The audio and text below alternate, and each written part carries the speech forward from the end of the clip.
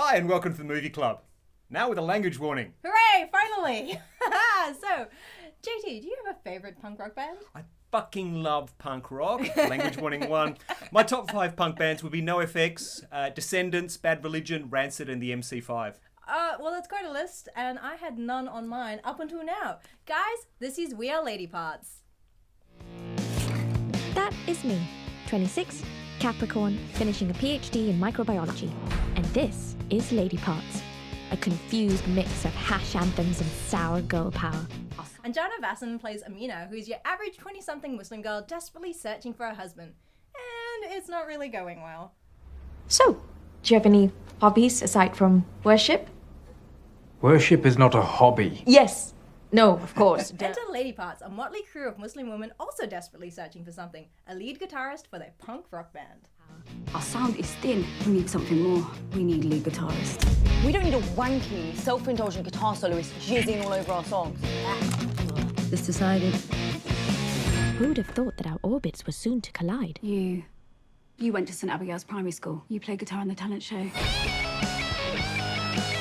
You got expelled for selling school furniture. Verily 'tis I.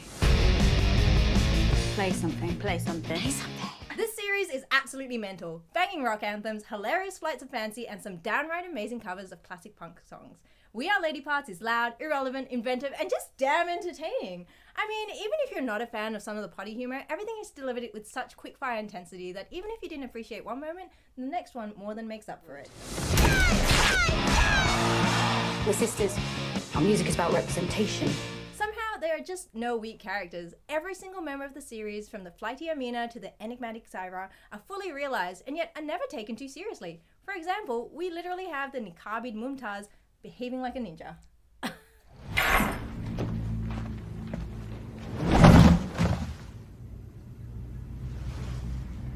Taz, what do you want? Oh, how I'm PC. But seriously, don't call a woman in proto a ninja unless she says it first. Shout out to my cousin who referred to herself as a ninja several times in my childhood.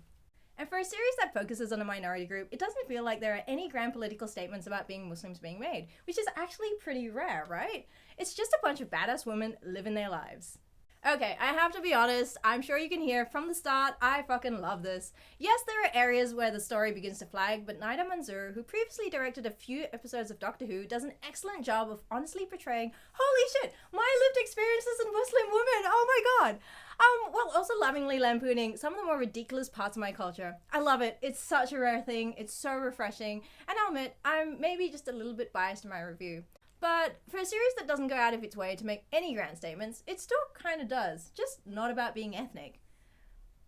But before I launch to my opinion, JT, as the furthest thing from a brown Muslim woman, what did you think about it? Well, as a white atheist man, I really enjoyed We Are Lady Parts.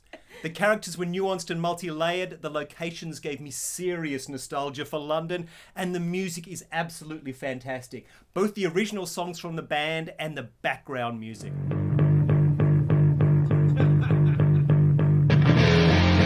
out of bed and stumble to the kitchen for myself a cup of ambition. Yawn and stretch and try to come to life.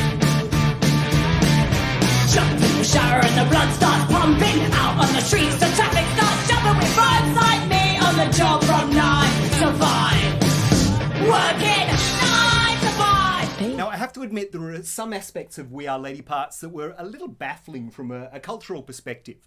The segregated engagement party, for one, it just did my head in. I couldn't think of anything worse than being stuck in a room full of dudes making small talk.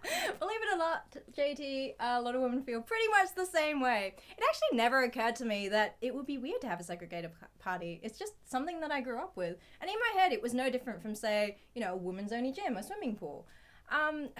Honestly, the reason it used to happen a lot is to allow the more conservatively dressed women, like women in headscarves or in niqab, to let down their hair both physically and metaphorically. Farah, your personal experience of this series and mine is very different. I get the punk side of it. I'm in a crappy punk band, and I've actually been to the Red Lion pub where the band are set to play to those racist yobs.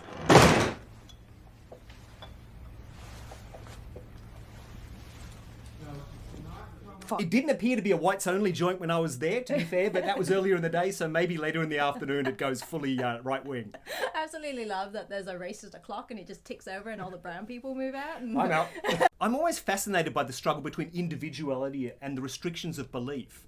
And this really was highlighted when Aisha, the drummer, was struggling to come out as gay. And she'd been banned from the mosque for having Slipknot on her phone. And it was just an interesting dichotomy between who she was and the face she put out to the people around her. So you guys are serving up a real feminine power that has me like actually dead. Appreciate you. Too kind. Your feminine power has us actually dead too.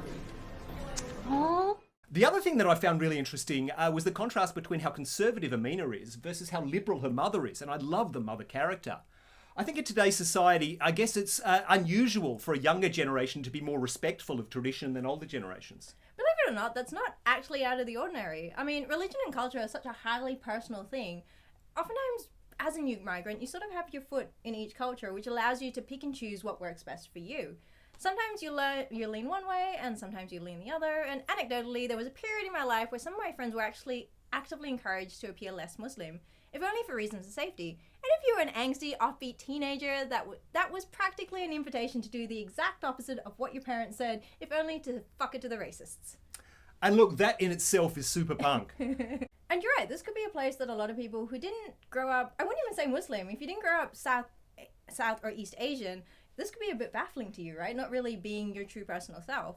I'm firstly going to heavily caveat this that I don't speak for every Asian person ever. But filial piety, your responsibilities towards your community, and upholding the reputation of your family are kind of ingrained in you from the time you were a kid. I'm not saying it's the same for everyone, but code switching, which is acting differently, in front of your friends and in comparison to your parents, is almost unconscious by the time you're an adult. And it's not really seen as, betraying your own identity. It's sort of more a sign of respect and deference for your elders. So, that's my theory, but I'm going to keep my honest opinion about that to myself. But from my perspective, what really sets the series apart is that for once, being Muslim isn't presented as the defining trait of any of the characters. Sure, they all have motivations that have been shaped by their subtly nuanced cultural backgrounds, but their individual struggles aren't defined by this false East versus West dichotomy, right? We keep seeing that all the time. And man, it would have been so easy for this to have gone that way. Amina's arc, to me, reads as someone struggling to find the courage to truly be herself, free from the expectations of her parents, her friends, or even her bandmates. Our music is about representation. It's about being heard. Again, you don't need to be Muslim for this to be relatable. I mean, I think anyone who's come from a troubled background can identify with the idea that once you've broken free of false expectations, it just means that in some cases you can't ever truly go home. But honestly, these super heavy themes are perfectly spread like the merest hint of Vegemite across your perfectly golden punk rock toast. Did you think it was a deliberate choice for the band to wear pretty much every variation of head covering? I mean, they even give Taz a cool mini monologue about why she wears a niqab. Not that this is a bad thing, but it did seem to be going out of its way to give sort of educate bozos like me that you have options for headwear. It was absolutely a deliberate choice, but I wouldn't say just to educate people. I mean, my friend group growing up consisted of women from all different levels of religiosity. I mean, my mates range from a woman in full niqab who actually gave me one of my piercings to someone who just happened to have a Muslim parent but was non-practicing in pretty much every other way. I mean, I can see the attempts to ensure that the series was accessible to everyone that didn't grow up brown, female, and Muslim, but did you feel like that was successful, or do you feel like it detracted from the series in any way? No, not at all. I thought it was an interesting layer that I learnt some things from, but for me, this was a TV show about a band. Oh. And it was really well done from that perspective. It embraced that punk ethos of doing what you want no matter what anyone thinks of you. And I think it's interesting the way that the series struggles with that from a religious versus that punk perspective. Oh, interesting. Because there is that scene, that sequence where they get revealed on social media to be punk, and there is a massive backlash. But eventually that's how they find their fans, which I think is a real sort of truth about music, and particularly about punk. If you're producing good punk music, most people are going to hate it. Absolutely. And I guess that's sort of a commentary on the way Muslim women are presented in cinema and television and pretty much everywhere else. You know what works and what's attractive, and it's actually refreshing to see a series that works so well, but doesn't follow that script. We Are Lady Parts is now screening on Stan. Highly recommended. Oh, highly recommended. And at 25 minutes an episode, you have absolutely no excuse. Go see it now. And don't forget to subscribe. See you guys next week.